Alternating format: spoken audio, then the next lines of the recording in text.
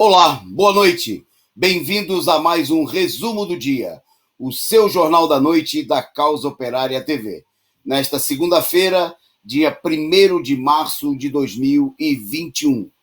Nossos destaques no programa de hoje, nosso programa de número 692. É isso. Os destaques é a direita, através dos secretários estaduais de saúde, mas também dos governos estaduais, propondo aí toque de recolher nacional. É uma proposta, uma conduta típica de regimes ditatoriais que impõem o toque de recolher. Bom, mas nós vamos falar também de esquerdista, gente que atacou o PCO, dizendo que o PCO estava muito parecido com a direita, né? Fez duras críticas ao PCO, ao companheiro Rui Costa Pimenta, e agora estão defendendo, veja só, nós vamos mostrar nesse programa. Tem gente que se diz de esquerda e está defendendo que não haja auxílio emergencial para a população pobre, porque isso seria ajudar ao Bolsonaro. Por incrível que pareça. Tem gente que acha que se não tiver auxílio, a esquerda vai ganhar a eleição. Então deixa o povo morrer de fome, né, que é para a esquerda, quem sabe, no pensamento obtuso, confuso desses esquerdistas, tem a chance de ganhar a eleição. Bom, mostra que muita gente da esquerda está com a cabeça no mundo da lua. Nós vamos falar disso no nosso programa, vamos mostrar os dados do avanço aí do colapso, o país entrando hoje no 40º dia, 40 dias seguidos com mais de 1.000 mortos de média, batendo recordes seguidos. Nós vamos mostrar detalhes sobre isso. Vamos falar do Huck. O Huck agora está tentando se passar por esquerdista, defendendo aí quase um fora Bolsonaro.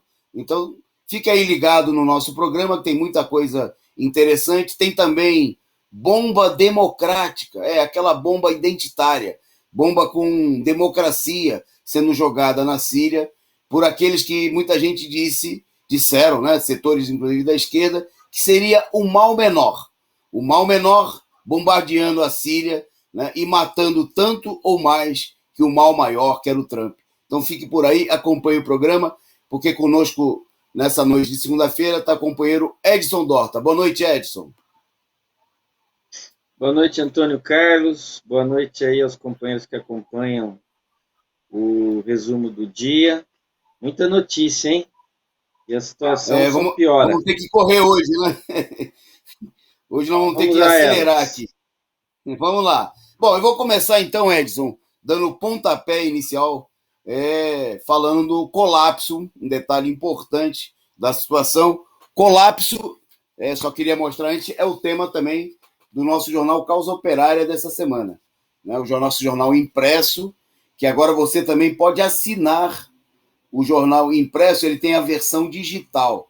Você entra lá em jornal.causaoperaria.org.br e você pode ler todas as matérias do jornal impresso e acessar os arquivos da história, né, de 40 anos aí do jornal Causa Operária, fazendo a sua assinatura digital. Você pode fazer a assinatura impressa e fazer também a assinatura digital do Causa Operária, né, o mais tradicional, o maior jornal da esquerda brasileira. Causa Operária, né, destacando essa semana o país à beira de um colapso total. Bom, e parte desse colapso é o colapso, não é o mais importante, mas é o colapso econômico. E um dado que nós vamos destacar agora é o seguinte: no ano passado, o Brasil viu reduzir o número de lojas em 75 mil lojas a menos. É o que apontou um levantamento divulgado pela Confederação Nacional do Comércio de Bens, Serviços e Turismo, a CNC. Quer dizer, 75 mil é a diferença entre as lojas que existiam, né, abertura e fechamento. No saldo final, uma desgraça total, um retrocesso gigantesco, com o país perdendo 75 mil estabelecimentos comerciais. Bom, a imprensa golpista diz que é simplesmente como resultado da pandemia. Não, a pandemia impulsionou, ela acelerou uma situação de retrocesso geral da economia, que é resultado da política golpista de destruir a economia nacional em favor, né, dos grandes capitalistas, em favor dos bancos, dos capitalistas internacionais, porque, obviamente, num país em que mais da metade dos trabalhadores estão desempregados, né, em que cresce a fome, a miséria, em que o salário não dá nem para comer, né, a tendência geral é o fechamento das lojas, e é isso que nós estamos vendo refletir aí nesse dado colossal de 75 mil lojas fechadas ao longo do ano passado. Bom, é uma característica, um traço importante do colapso na área econômica. Bom, aí eu vou passar para o Edson agora, porque nós vimos aí na semana passada a crise em torno da indicação de um novo nome para a presidência da Petrobras. Muita gente, inclusive, tentou dar a ideia de que estava mudando alguma coisa, de que ia haver uma mudança. E aí, Edson, tem mudança? Agora os preços estão caindo dos combustíveis, é isso? Mudou sim, Toninho. Na verdade não mudou, vai mudar amanhã o preço dos combustíveis e do gás de cozinha. Vão mudar os preços. Agora a Petrobras continua a mesma, e pior, né? Continua no esquema de entregar aí o patrimônio dos grandes capitalistas e do mercado mundial, né? O mercado continua mandando na Petrobras, independente do Bolsonaro ter feito uma jogada política para agradar a base social dele, apresentando um general como presidente da Petrobras. Continua os mesmos mandando. O mercado que controla aí a Petrobras, o mercado das bolsas de ações, dos acionistas da Petrobras. Para você ter uma ideia, a gasolina vai ser vendida a 4,8% mais caro para as refinarias. E o gás de cozinha a 5,2%. Obviamente, né, como nós sabemos já estamos calejados, que esses preços serão, na verdade, pagos pelo consumidor na ponta, ou seja, os pobres mortais, nós brasileiros, né? E aí, uma coisa que muita gente falou e a gente não consegue mais ver, era os bolsonaristas, né, Toninho? E quando a gasolina estava R$ 2,30, está com saudade? R$ 2,30, tinha bolsonarista tirando a roupa dentro do posto de gasolina, fazendo escândalo, dizendo que não dava para suportar o governo do PT com uma gasolina nesse preço. Cadê essa turma que fez esse escândalo, né? E a outra coisa que me chama a atenção também, Toninho, eu não sei se você vai concordar, eu sou da época que eu comecei a acompanhar a política no governo Sarney, né? E aí, naquela época, era só subir a gasolina, dava até notícia extra no jornal, todo mundo saía correndo abastecer, e todo mundo falava assim, a gasolina subiu, vai subir a inflação, porque tudo depende da gasolina, do petróleo, derivado, para transportar. Eu não vejo mais essa relação, né, do petróleo com a inflação. A gasolina já subiu nesse período aí mais de 100%, né? E a inflação não chega a 5% por ano, Tony. O que acontece? Você sabe explicar se houve uma mudança nesse fenômeno do controle da inflação? É um milagre, Edson. É o milagre da falsificação dos dados, né? Que é para roubar o trabalhador. Na hora de discutir o salário, a inflação é pequenininha. Nem existe inflação, né? Os patrões, o governo falam, não, mas vamos dar um aumento aqui de 2%, 3%, porque não tem inflação.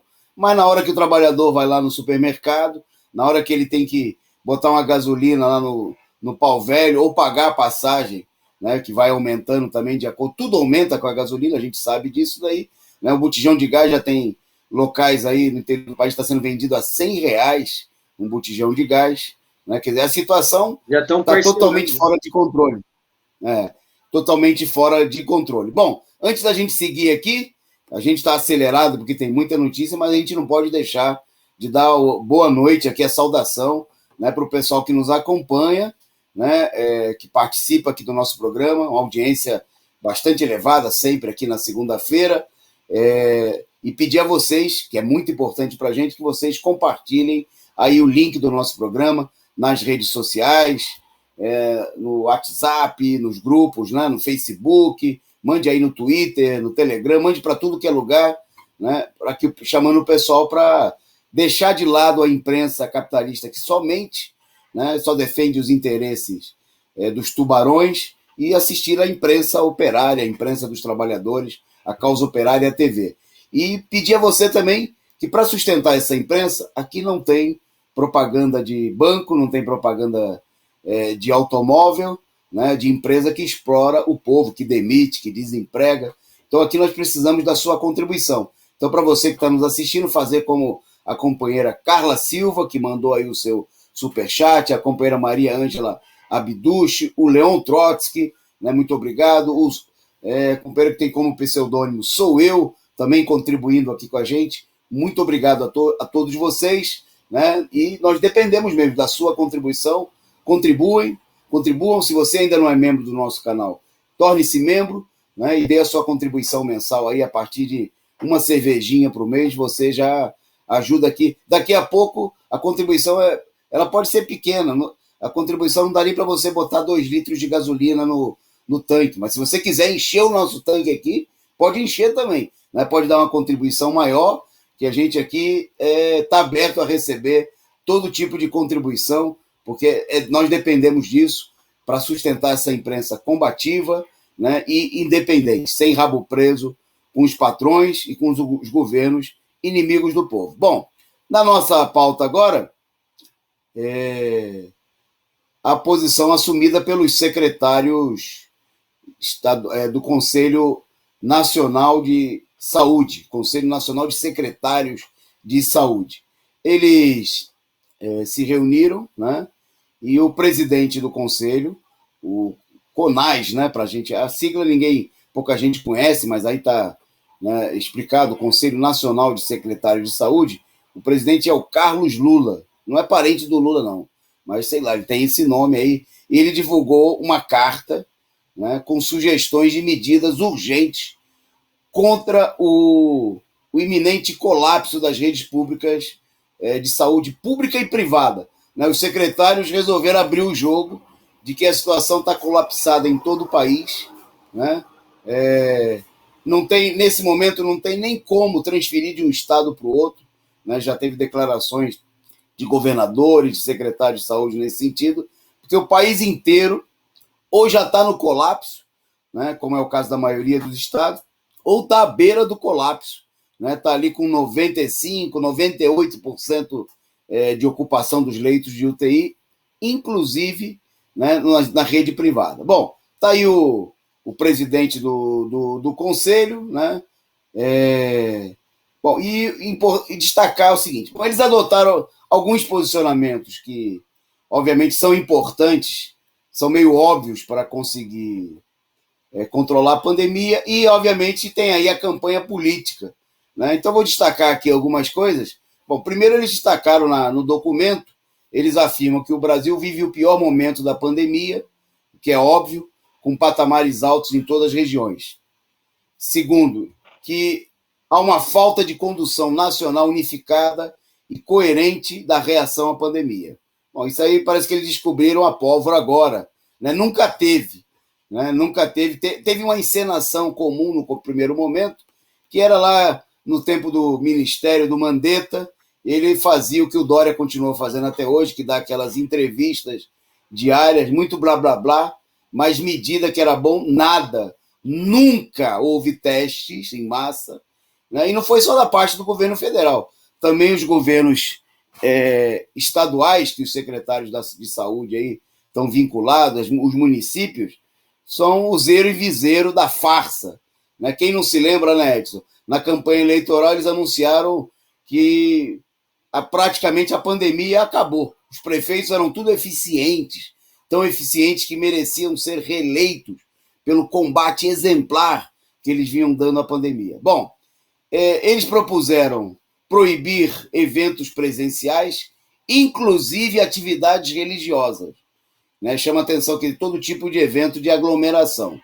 Bom, isso aí nós vamos falar daqui a pouco, porque o Dória adotou uma medida totalmente no sentido contrário. Bom, eles defenderam também suspender as aulas presenciais em todo o país. Está aí mais um ponto de atrito com o governo de São Paulo, né?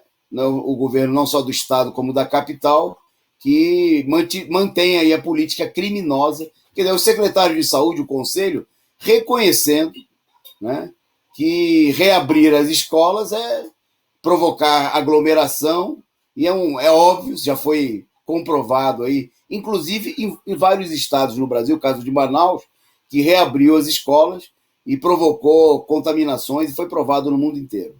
Eles pretendem também adotar aí um ponto de profunda divergência nossa, o toque de recolher nacional, fechando bares e praias, né?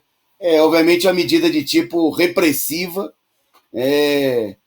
que é o eixo, nesse momento, aí dos governos estaduais, né? Eles, por exemplo, a política que está sendo adotada em todos os lugares, como se o vírus fosse um vírus boêmio, né, que sai à noite. Né? O vírus não circula nos ônibus lotados, não circula nos metrôs, nas escolas, né, segundo a política desses governadores e dos secretários de saúde, mas circularia à noite, né, e aí deveria ser reprimido a circulação das pessoas a partir da madrugada, como está acontecendo aqui em São Paulo, na Bahia, no Ceará, na Paraíba, em vários lugares. Né? Bom, eles defenderam também preciso ampliar a testagem. A testagem agora, um ano depois, né, da pandemia tomando o país, os secretários falando em testagem. Eles falam em ampliar como se tivesse teste em algum lugar. Quer dizer, precisaria ser introduzido no país a testagem. Porque aqui no Brasil eles só estão quase testando os defuntos. Quer dizer, quando a pessoa já está aceleradamente no estágio da doença, quando ela consegue ter vaga num hospital, né, a testagem é em baixíssima escala e não é uma medida preventiva, né, é uma medida simplesmente para aquelas pessoas que já estão com vários sintomas da doença e cujo tratamento muitas vezes é difícil. Bom, e propõe criar aí um plano nacional de comunicação para esclarecer a população da gravidade da situação. Bom, o problema não é simplesmente... Isso aí, obviamente, é uma lorota que é para dizer que a população aqui não sabe. Né? A população tem bastante consciência do que está acontecendo. Né? O que acontece é que tem, primeiro, medidas que procuram culpar o povo. Né? E, segundo, tem aí uns setores muito reacionários, bolsonaristas e outros, que fazem uma campanha aberta, né, de que não tem nenhum perigo. Hoje, por exemplo, a gente estava na porta de uma escola, defendendo o fechamento da escola. A escola tinha 6 infectados, né? E aí um pai bolsonarista foi lá sem máscara, na frente das crianças e tudo, gritar que era um absurdo querer fechar as escolas, né? Que tinha que brigar com o Dória. Eu falei, não, vamos brigar com o Dória também. Mas ele queria só brigar com o Dória porque ele é bolsonarista, né? E ele queria defender o Bolsonaro contra o Dória. Ele falou, não, tem que brigar com o Dória, com o Bolsonaro, Dória, com o Covas. Né? Nesse caso, viu, Toninho? Nesse Vai lá, caso, ele não tem muita... Nesse caso, ele não tem muita coerência para brigar com o Dória, porque o Dória está aplicando a política do Bolsonaro, de abrir as escolas. Então, como você vai brigar com o Dória? Você teria que aplaudir o Dória, né? Você é bolsonarista. É isso aí. O Dória está fazendo jus ao apelido de guerra dele usado na eleição, que ele é o Bolsodória. Né? Ele é o Dória, mas ele também é o Bolsonaro. E o Dória, inclusive, nós vamos ver agora no próximo ponto, eu vou passar para você, ele está... daqui a pouco, não agora, no próximo ponto. Ele está procurando colocar em prática, mostrar que ele é mais eficiente para matar a população que o Bolsonaro. Que o Bolsonaro só fala. O Dória determina a abertura das escolas. Né? O Bolsonaro só fala. O Dória decreta toque de recolher. Então, se tem um direitista de verdade que fala e faz, né, que cuida para matar bastante o povo, né, é o Dória. Ele é o Bolsonaro que dá certo, que produz resultados, né, que produz do povo, 60 mil mortos em São Paulo. Né, ele não é só de conversa. Ele não é frouxo que nem o Bolsonaro. O Bolsonaro fala de privatizar. Né? O Dória já privatizou até essa semana, leiloou aí a concessão do Jardim e do Jardim Botânico, né? Então ele também, o Dória está procurando mostrar que ele sim, ele é o cara, mata, né, o povo e mostra o pau. E vamos em frente. Próximo com você, Edson. Vai lá. E falando em Dória, né, que é o governador, olha que notícia interessante. Os governadores golpistas que ajudaram a eleger o Bolsonaro, entre eles está, por exemplo, Ronaldo Caiado, né, estão reclamando do Bolsonaro, porque o Bolsonaro divulgou aí nas redes sociais e até em órgãos da União que ele mandou verbas para os governadores para lutar contra a pandemia. Os governadores, como não usam as verbas para lutar contra a pandemia, estão reclamando, né? Porque, segundo os governadores, essas verbas já estão determinadas pela Constituição. Ou seja, não foi verbas extras do governo federal. É as verbas que são distribuídas de acordo aí com a repartição dos impostos, da arrecadação, da tributação nacional. Tá essa briguinha aí entre governadores golpistas que ajudaram a eleger, que são pai do Bolsonaro, contra o Bolsonaro que quer se fugir, obviamente, querendo já tirar o dele da reta, né? Porque já são quase 300 mil mortos. Obviamente que ele vai ser considerado o genocida do mundo aí em relação à pandemia depois dessa situação, mas querendo jogar a culpa também nos governadores, né, Toninho? Não quer só ele receber o prêmio aí de genocida, que tá certo, né? Porque os governadores, apesar de não ser verba extra do em relação à pandemia, é uma verba que poderia sim, não poderia, Toninho? Mesmo que fosse já verbas que já foram determinadas pela Constituição, a repartição não poderia ser usada também para a pandemia? A desculpa aí é o sujo falando do mal lavado, né? Os governadores que não fizeram nada para evitar a pandemia, que adotaram, como você destacou aí corretamente, a mesma política do Bolsonaro, com requintes de crueldade, né? Porque, como eu disse, além de falar, eles fazem, como é o caso do Dória, armaram aí hospitais de campanha que eram verdadeiros circos, né? Era só para aparentar que eles iam cuidar do povo. Passou a eleição, todo mundo, a maioria desses hospitais foram fechados, eram só para hospitais de campanha eleitoral, né? E agora estão nessa encenação da briga com o Bolsonaro, porque já se preparando aí para a disputa 2022, né? Disso que se trata, e o povo que se dane futebol clube. Bom, por falar em mostrar que é mais direitista, né, mais eficiente do que o Bolsonaro, o Dória adotou aí uma medida, assinou um decreto que torna essencial no estado de São Paulo, classifica como sendo essenciais as atividades religiosas, né? O decreto vai ser publicado amanhã no Diário Oficial, né? E segundo Dória, palavras do Dória, o decreto reconhece a essencialidade de todas as igrejas no estado de São Paulo e o seu funcionamento com regularidade. Bom, e por aí vai, baboseiras mais, garantindo o direito do funcionamento das igrejas, mesmo durante a pandemia.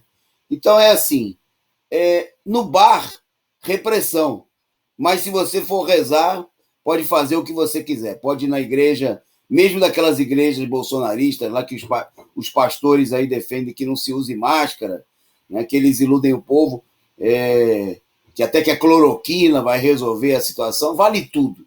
Né? Nós, obviamente, não somos defensores da repressão de nenhum tipo de atividade dos seres humanos, que dirá também atividade religiosa, né?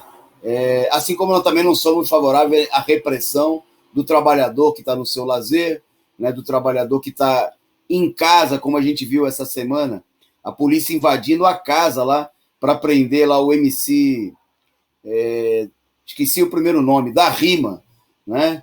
Que tem como nome lá, o segundo nome é da Rima. Foi aí brutalmente agredido, né? Invadiram a casa da pessoa, muitos carros de polícia, repressão, né? A polícia, os governos, eles estão adotando a política que eles defendem para sempre. Tem que reprimir o povo. O trabalhador ele só pode trabalhar, né? Ser condenado aí a se infectar no transporte coletivo e, né, é política desse governo fazer uma média com chefes religiosos, né, de direita, como o Bolsonaro faz, como o Dória também faz, e aí esse decreto tem esse caráter demagógico, né, é uma política que tem a ver com essa política direitista de tentar roubar aí um pedaço da base eleitoral do Bolsonaro. Não, dizendo aqui no Estado eu faço, né? Aqui, né, pode manter a atividade aí de tapeação da população, né? Que eu vou defender a continuidade. Quer dizer, mostrando claramente que tem um caráter seletivo a repressão às atividades sociais, né? O Dória ele gostaria de proibir, por exemplo, que houvesse reuniões políticas, né? Não só ele, toda a direita, até pela internet, né? Que houvesse manifestações contra o seu governo, né? Mas quer manter aí o funcionamento, principalmente daqueles setores religiosos que apoiam a política da direita. Nós defendemos a liberdade de culto, de religião, né? Defendemos, inclusive, que não deve ser o Estado que deve dizer se a pessoa pode participar ou não do culto, e em que condições, deve ser as próprias, porque a igreja é uma instituição privada, né? Então não cabe ao Estado dizer o que pode ou não funcionar, tem que ser os próprios membros da igreja, assim como deve ser num clube, na casa das pessoas. O Estado teria que cuidar para dar atendimento, né? Teria que cuidar para garantir testagem, vacina, né? Condições de investimentos para a melhoria da saúde do povo. Isso aí que o Dória está fazendo é mera demagogia. Veja bem, no momento que está explodindo os casos de Covid, ele aparece fazendo essa média, né, com o setor, os chefes das igrejas, para tentar se passar bem aí para uma base do eleitorado de direita do Collor. Bom, vou passar para você, se você quiser comentar isso daí, e completa aí com a notícia do que aconteceu aí, que está para acontecer amanhã no Senado. Vai lá, Edson. Já vamos emendar logo do Senado, que é que os senadores, né, grandes golpistas aí que ajudaram a gente ficar nessa situação, estão para votar, entrar na pauta aí do Senado amanhã, um texto para que haja a dispensa da licitação para compras de vacinas e insumos relacionados à vacina, né? Ou seja, vão fazer a farra do boi, né, Toninho? Não vai precisar mais os municípios e os estados não precisam mais também esperar o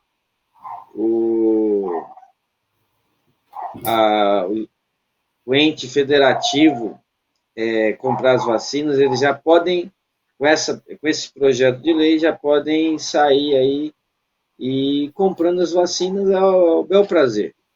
Aonde quiserem comprar, pode comprar aquelas vacinas que estavam sendo vendidas lá no Rio de Janeiro, né? Pelo pessoal lá das milícias, não sei se é lá que estava. Pode comprar lá também, não precisa de licitação. A vacina cujo elemento fundamental era H2O, né? Era só água, né? Quer dizer, o resultado era nenhum.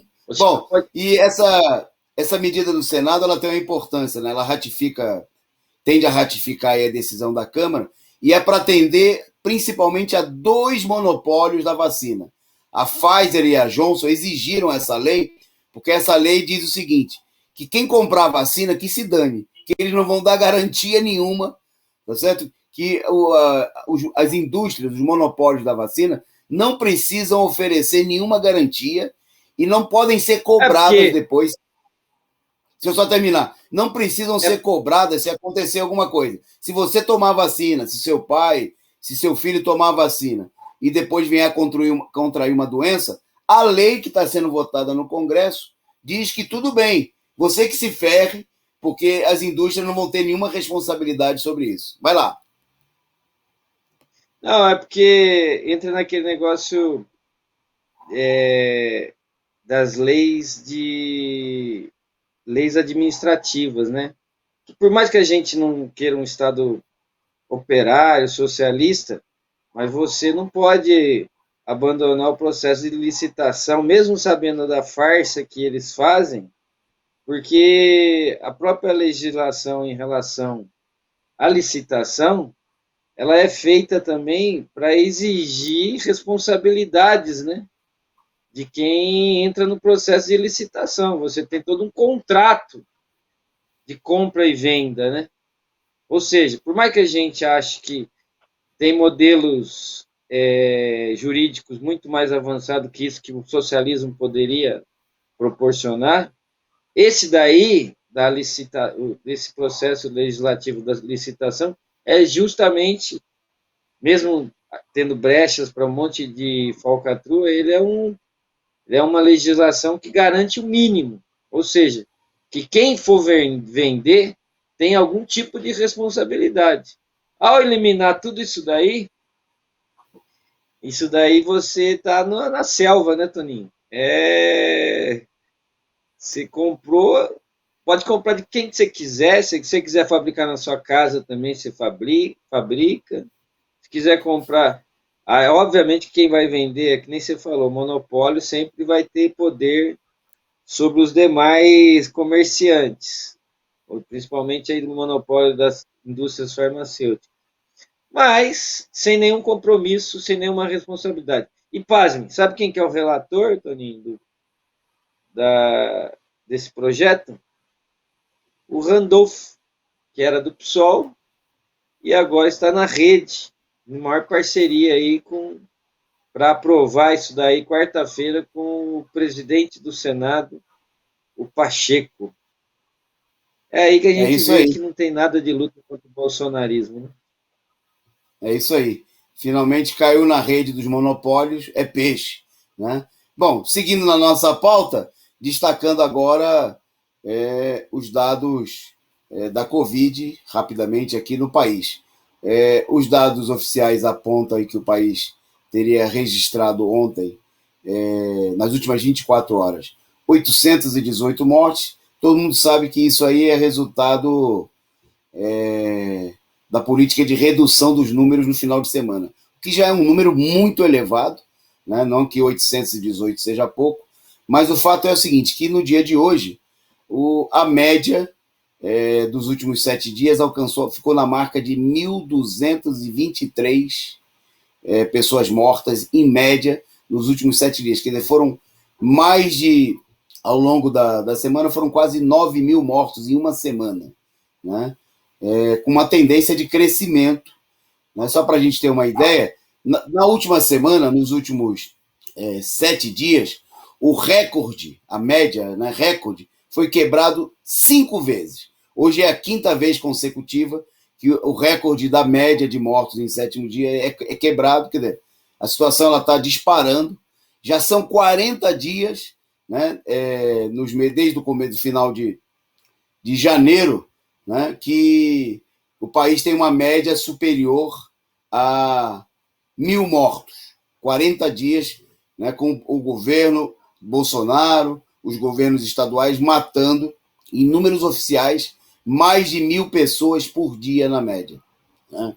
Bom, e no meio dessa situação tem um outro dado aí que a produção vai colocar o mapinha para a gente, mostrando o seguinte, que enquanto eles fazem aí na televisão toda hora propaganda de caminhão de vacina, fila de vacina, velhinho comemorando que foi vacinado, né? E etc, etc, só 3,2% da população brasileira receberam pelo menos uma dose da vacina. Né? Quer dizer, o estado que mais recebeu, não chegou a 6%, 5,8%, lá em cima, lá no Amazonas. Né? No entanto, se a gente olhar, tem estados aí que tem 1,6% apenas da população vacinada. Quer dizer, a passo de tartaruga, com uma vacina de baixa eficácia, como a gente já sabe, né? É essa situação do país nesse momento, né? Mostrando aí que a burguesia, a direita, adotou claramente a política de deixa morrer, né? E nós estamos caminhando para uma situação, nós vamos ver aqui nos próximos dias, a tendência é a gente ter vários e muitos dias, com mais de 1.500 mortos por dia, infelizmente, né? E superarmos aí com uma certa rapidez, provavelmente nesse mês de março, ainda a marca de 300 mil mortos, né? Uma verdadeira devastação, são pessoas, né, brasileiros, em sua maioria, obviamente, a população pobre, que tem maiores dificuldades de atendimento, né? E um número que se espalha em todos os lugares. Só para a gente ter uma ideia, os sindicatos dos trabalhadores da educação daqui de São Paulo, do estado, do município, já estão contabilizando mais de 2.000 casos de infecções nas escolas, né? Provocados pela política criminosa, né, de governos como do Dória, do Covas aqui na capital, né, que resolveram manter as escolas abertas, mesmo com esse alto índice de contaminação, e só nas escolas ele deve estar chegando hoje, aí superando a marca de 50 pessoas mortas, entre professores, funcionários, alunos, diretores, 50 pessoas, fora os familiares também infectados. Quer dizer, é a política de deixar morrer, né, se impondo. Bom, aí eu devolvo para o Edson, porque no meio disso tudo, a única preocupação real, né, dos governos e das máfias políticas que controlam o país é a disputa eleitoral de 2022. Está todo mundo aí voltado já para as eleições presidenciais do próximo ano. Deixa o povo morrer, deixa a Covid tomar conta, o importante é 2022. Bom, e aí tem um estreante, quer dizer, não é muito estreante, como as imagens vão mostrar, mas digamos assim, ele é de um outro caldeirão, não é do caldeirão da política burguesa, que está aí tentando se passar por um cara progressista. Com você, Edson. Todo mundo conhece, obviamente, né? Ele já ensaiou ser candidato em 2018, não deu certo, retiraram a candidatura dele, mas tudo indica aí que a burguesia está novamente investindo em Luciano Huck para ser esse candidato aí, estilo Biden aqui no Brasil, né? E o Luciano Huck hoje, amigão do Aécio, como todo mundo está vendo aí, do PSDB, menino da Rede Globo. O Luciano Huck hoje participou, né, de um painel virtual de Davos Lab Brasil. Ou seja, é uma iniciativa aí do Fórum Econômico Mundial, aquele fórum, né, dos capitalistas, né, também dos grandes, do imperialismo, etc. e tal, para preparar justamente a edição do Fórum Econômico Mundial, dos grandes capitalistas desse ano, né? E no debate lá virtual ele lançou aí já a sua candidatura tipo esquerda, né? Falando que é necessário somar aí as forças de políticas no país para tirar o entulho da sala, ou seja, tirar o Bolsonaro, ele que elegeu o Bolsonaro, que apoiou o Bolsonaro, que apoiou o golpe, ele aí do lado do Dória, ele que foi o que no jogo lá início da Copa do Mundo 2014 aqui no Brasil, né, ficou histérico gritando contra a Dilma, mandando a Dilma para aquele lugar dentro do estádio do Maracanã. O próprio Luciano Huck está aí. Tá, no Maracanã não, na verdade a abertura foi no Itaquerão. Fazer a correção, que o Maracanã foi a final, né, Toninho? Tá aí. E sabe quem estava junto com ele, Toninho? No mesmo debate? Tava Marina Silva, da Rede, e tava a Manuela Dávila, olha só. Estavam fazendo o mesmo debate. Por incrível que pareça, as duas concordaram com a posição do Luciano Huck e fizeram o mesmo discurso. Nós vamos ter que juntar as forças aí para tirar o entulho que foi o próprio Luciano Huck, né, junto com a Globo, todo o monopólio da imprensa que colocaram lá. É isso. É isso aí. Os pais do entulho agora tentando pensar como se livrar do entulho e esse namoro aí, dizem até as más línguas, né, algumas más línguas, de que o Huck, se não conseguir fazer vigorar sua candidatura aí pelo PSDB, né, por conta da disputa aí com o Dória, poderia entrar no PSB. PSB que estuda, há também uma discussão de que o PCdoB estuda fusão com o PSB. Então o PCdoB, por exemplo, acabaria apoiando o candidato da Globo, né? A Marina, ela declarou nesse final de semana também que já se ensaiando para apoiar o Ciro Gomes, dizendo que o Ciro seria um candidato joinha, né? Está aí procurando se construir uma articulação da direita golpista, né, para se apresentar aí como se fosse progressiva, né, como se fosse, como você disse, eles são os pais do Bolsonaro, mas também diz o ditado popular, né? Filho feio não tem pai, né? Então, os pais do Bolsonaro, agora que a situação tem uma crise aí, ninguém é dono, né? Ninguém que pariu o Matheus quer embalá-lo, coitado. Bom, vamos em frente. Vamos falar agora, a gente falou aí da direita, vamos falar dos esquerdistas, porque aqui no nosso canal, muita gente que nos acompanha assistiu aí semanas atrás uma enxurrada de supostas críticas de setores da esquerda em relação ao PCO, dizendo que o PCO estava apoiando a direita, apoiando o Bolsonaro, apoiando o Trump, apoiando isso, apoiando aquilo. E um desses críticos aí, junto, por exemplo, com o PSOL, né, o presidente do PSOL foi o editor da revista Fórum, o Rovai, né? E hoje o Renato Rovai, editor da Fórum, apareceu aí postando fazendo uma postagem, né, dessa imagem que vocês vão ver aí, dando a razão a um outro elemento da imprensa que procura se vender como esquerdista, que é o Azenha, né? E então o Azenha defendeu o seguinte, que a esquerda deveria deixar de defender o auxílio emergencial, porque o auxílio emergencial é uma arma na mão do Bolsonaro.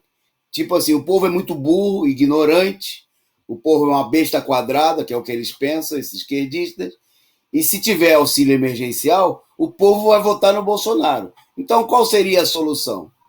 Então, veja o que diz aí o Azenha. A esquerda é burra, né, de forçar Bolsonaro a dar auxílio emergencial, que está provado. Aumenta a popularidade dele, do Bolsonaro.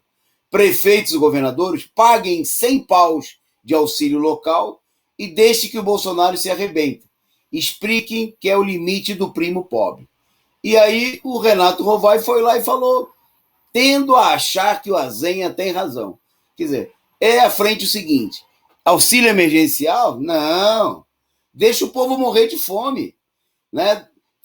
Seja que nem o Covas, isso que eles estão falando aí não é que é uma novidade. O Covas já está fazendo isso aí em São Paulo, por exemplo. Está dando uma esmola de R$100, né, para uma parcela miserável, faminta da população, né? E, de repente, até combinou com esse cara aí, porque a política, eles não querem aprovar o auxílio emergencial em nível nacional. Não teve nenhuma briga com o Bolsonaro por parte da direita, né, para aprovar o auxílio, nem da parte da esquerda, que estava ocupada em votar no Baleia, né, em torno do auxílio emergencial, né? E o acordo que eles estão costurando é um negócio absurdo, mas nem isso. Veja só, esses setores aí que se dizem esquerdistas, que criticam o PCO, né, que dizem que o PCO está indo para a direita, eles estão defendendo que não haja auxílio emergencial, deixa o povo passar fome, deixa o povo morrer, que aí o pessoal, né, vai ficar com bronca do Bolsonaro e vai votar, quem sabe, no Huck, né, quem sabe no Dória, né, que eles estão propondo aí que os generosos, né, que os prefeitos, governadores, como Dória, já te passo, e o Covas instituam aí um auxílio merreca, né, para enganar a população, que seria a trouxa. Essa mostra o desnorteamento da esquerda.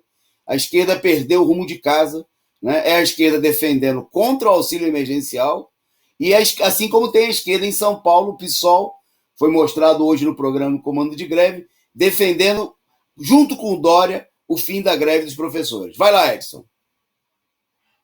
Deixa eu ver se eu entendi essa política aí. Então, eu posso pedir também aqui no Correio para diminuir, sei lá, metade do nosso salário, ao invés de ter reajuste, porque se tiver reajuste, vai favorecer o Bolsonaro. Se a gente perder mais metade, o povo vai ficar puto com o Bolsonaro e aí vai favorecer a eleição de outro candidato que não seja o Bolsonaro. Podemos fazer essa campanha aqui salarial desse ano pela Vamos metade pedir do para nosso salário? aumentar mais o combustível também, porque assim o pessoal fica com bronca, né? Reduzir o salário, privatizar tudo, né? Para destruir bastante aí a economia nacional. Sem Quem sabe contar, privatizar os sem Correios. contar, Vai lá. ei, sem contar que para fazer essa campanha não precisa nem fazer mobilização de rua, né? Eles estão fazendo assim, sem campanha. É Eu muita diria, loucura, hein? é uma demonstração de que esse pessoal que se considera de esquerda, perdeu o caminho de casa. Bom, perdeu o rumo, está totalmente desnorteado diante da situação. Eu vou dar minha última e depois você dá a sua última, porque o nosso horário está terminando. Então eu vou pular, né? Amanhã a gente comenta aí o Gilmar Mendes aí falando do PCC, e eu vou pular para um outro exemplo de desnortamento da esquerda. Né? Mas o exemplo vai ser dado agora com um resultado prático. Né? Porque a esquerda acusou o PCO quando o PCO denunciou a fraude nas eleições dos Estados Unidos, defendeu a liberdade de expressão do Trump e de seja lá quem for, disseram que o PCO estava se bandeando para o lado do Trump, que tinha que apoiar o Biden, que era um candidato mais progressista, né? Era o mal menor, era a luta contra o fascismo, né? Era tudo de bom. Tá aí agora o Biden acabou de ordenar o bombardeio da Síria, né? Para levar aí mais morte, mais destruição, né? Aquela região do planeta já duramente atacada nos últimos anos. Né? É bom lembrar que toda a armação contra a Síria começou lá no governo do Obama, né? Toda uma política organizada pelo próprio Biden, que era o chefe lá das relações exteriores no Senado. Bom, e aí está aí os Estados Unidos bombardeando, né, a Síria. Não tem decretação de guerra nem nada. É a pretexto de combater terroristas iranianos que estavam instalados no país, né, a potência mais armada do país, destruindo aí, jogando bomba em uma região já totalmente destruída, né, pobre. Está aí o democrata do Biden, né, que a esquerda falou que era o mal menor, era o gente boa, né, que a gente tinha que apoiar e comemorar a vitória dele, e que nós dissemos ao contrário, né, que ele era o representante da indústria de armas, dos bancos, né, dos piores inimigos do povo no mundo, dos setores mais sanguessugas do imperialismo, né, e que era a continuidade, o seu governo, a continuidade do governo do Trump, né? Que o mal menor, na realidade, era o mal menor.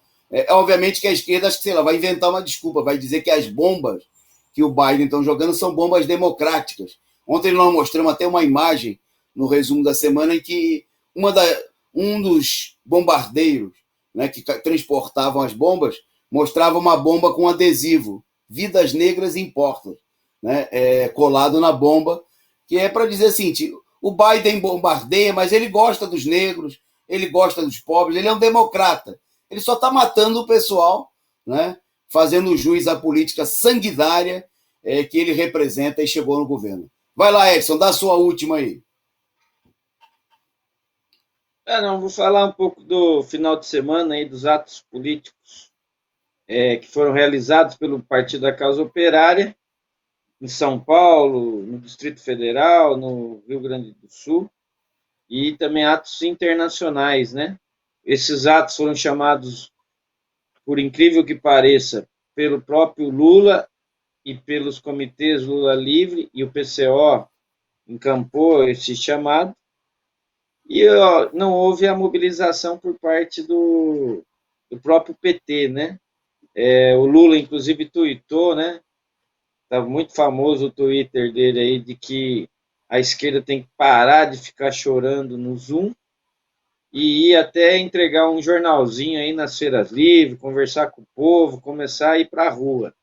Ele até comentou que assim que ele tomar a vacina, ele já vai sair para a rua, e nós estamos aguardando, né, Toninho? Porque nós já estamos aí há bastante tempo, estamos aguardando a vacina também, mas também estamos aguardando o Lula vir para as ruas. Aí estão as fotos aí de Brasília, ato na frente do STF, com a intenção, obviamente, de explorar essa crise, né, da Lava Jato, de que ficou escancarado para todo mundo. Nós já sabíamos, obviamente, mas ficou escancarado para todo mundo como era feito o processo debaixo dos bastidores. Vou passar para você aí. Ok, Ed. Para terminar, nós vamos terminar com um vídeo curtinho aí, 2 minutos, 1 minutinho, 2, do ato de São Paulo, agradecendo a vocês que nos acompanharam. Amanhã, 16 horas, análise política com o companheiro Rui no 247. Na sequência aqui da nossa programação, você pode assistir a reapresentação da análise política da semana, realizada aqui no sábado no canal Causa Operária TV. Um abraço e até amanhã com mais um resumo do dia a partir das 20h30.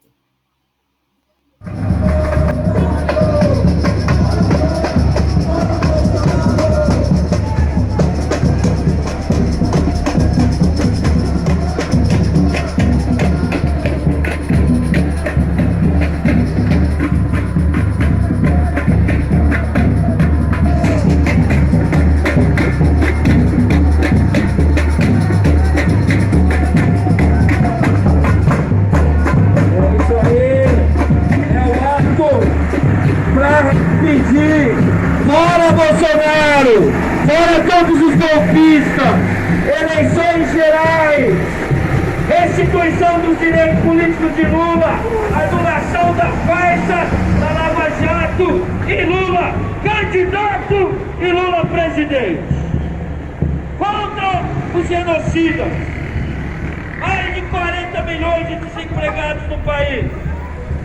É nesse sentido que os comitês de luta contra o golpe, o Partido da Causa Operária, militantes do PT, ativistas dos movimentos sociais estão nas ruas hoje, aqui e principalmente em Brasília, para chamar fora Bolsonaro, fora todos os golpistas, restituição dos direitos políticos de Lula, abaixa Lava Jato, Lula candidato, Lula presidente.